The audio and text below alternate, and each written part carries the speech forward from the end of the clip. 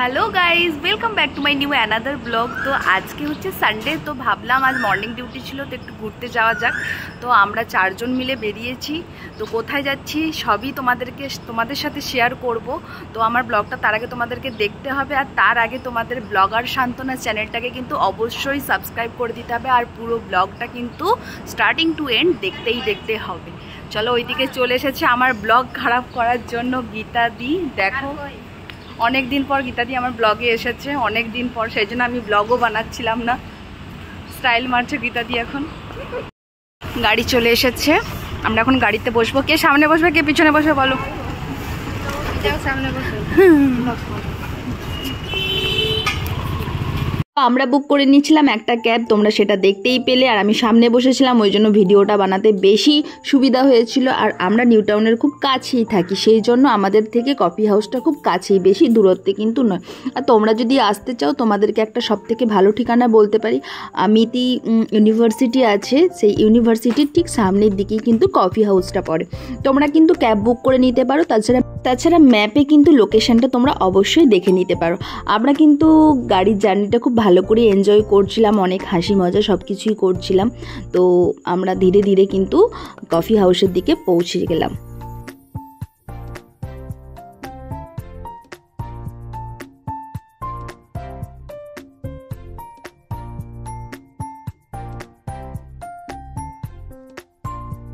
At last এসে আমরা coffee হাউসে পৌঁছালাম। আর এই সেই কফি হাউস, দেখতে দুর্ধর্ষ লাগছে। আমরা ঠিক 4:30 নাগাদ এখানে পৌঁছে গেছিলাম। অ্যাকচুয়ালি আমরা জানতাম না এখানে কিভাবে বুকিং আরে করা হয়, সেই জন্য আমরা প্রথমে যেই খুব স্যাড হয়ে গেছিলাম। আমরা তো যেটা হয় অ্যাকচুয়ালি যেই আমরা কিন্তু ছবি টবি তুলতে লেগে গেছিলাম, কিন্তু আমরা জানতামই না যে ভেতরে ঢোকার জন্য আগে থেকে বুকিং করতে হয়। আর তোমরা যদি চাও আগে থেকে, তোমরা কিন্তু ওয়েবসাইটে গিয়ে প্রি বুকিং করতে পারো, সেক্ষেত্রে কিন্তু তোমাদেরকে ওয়েট করতে হবে না। এটা আমরা জানতাম না, পরে আমি জেনেছি। আর তাছাড়া আমরা বুকিং করে নেবার পর আমরা কিন্তু প্রায় 8 ঘন্টা 45 মিনিট নাগাদ বাইরেই ছিলাম। এটা যদি আমরা যেই করে নিতাম তাহলে সব থেকে বেস্ট হতো। তো যখন বুকিং করা হয়ে গেছিলো, তারপরে ভাবলাম পুরো কফি হাউসের এইদিক ওদিক পুরোটা ভালো করে ঘুরে নিই। এটা কিন্তু আগে কোনোদিনও হয়ে ওঠেনি। এর আগেও আমি একবার কফি হাউসে এসেছিলাম, কিন্তু সেইবার ব্লগ বানানো হয়নি। বানিয়েছিলাম, কিন্তু ব্লগটা এমনই ফানি হয়েছিল, সেটা দেওয়ার মতো ছিল না। তো এটা পুরো কফি হাউসের সারাউন্ডিংটা।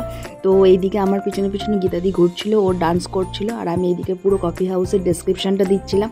তো খুব ভালোই লাগছিলো। পিছনের কফি হাউস মানে পিছনের ব্যাকগ্রাউন্ডটাও কিন্তু দেখতে খুবই সুন্দর। আর ঠিক সামনের মতো এখানেও কফি হাউস লেখা আছে, এটা আমি আগে জানতাম না। এই দিকটা আমি প্রথমবার এসেছি। ওইদিকে বসার জায়গা আছে।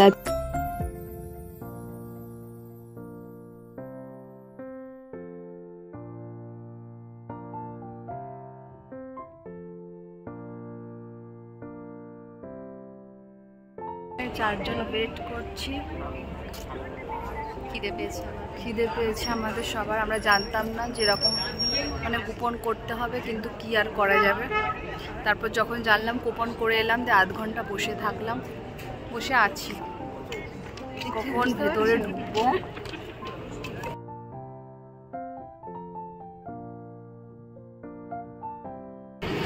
তো অ্যাট লাস্ট আমাদেরকে ডেকেছে, আমরা যাচ্ছি।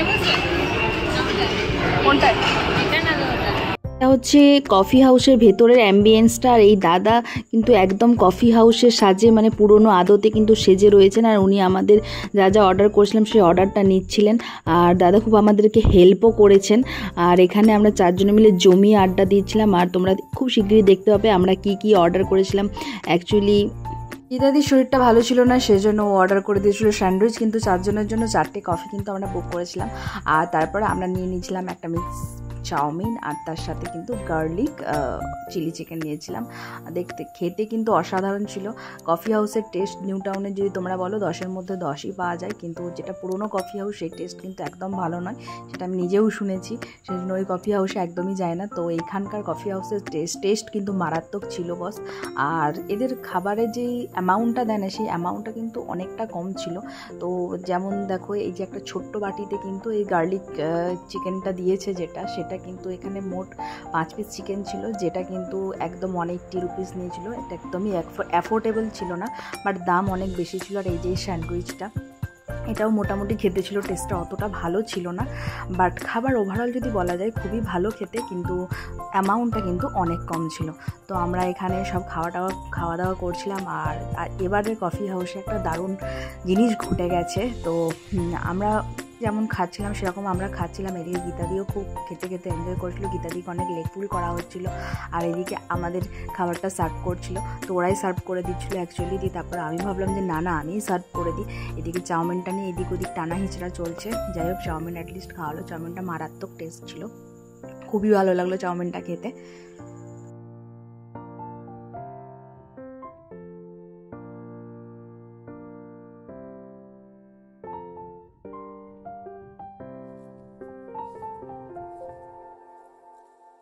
মজা টজা করার পর আমরা হঠাৎ করেই আমাদের যেন চোখে পড়ে গেল একজনকে। তো তোমরা আশা করি চিনতে পারবে, হ্যাঁ, বাংলার অভিনেতা শঙ্কর চ্যাটার্জিকে। তো দেখে খুবই ভালো হলো, হঠাৎ করেই নজরে এলো।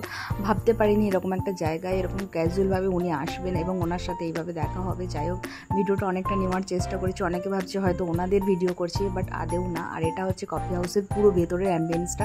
তোমরা যদি দুজন আসো তাহলে কিন্তু উপরে বসতে পারবে, বাট আমরা তো 4 জন ছিলাম।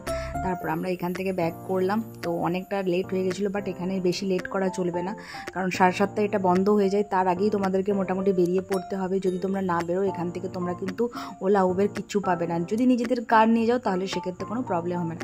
ভিডিওটা কেমন লাগলো অবশ্যই জানাবে।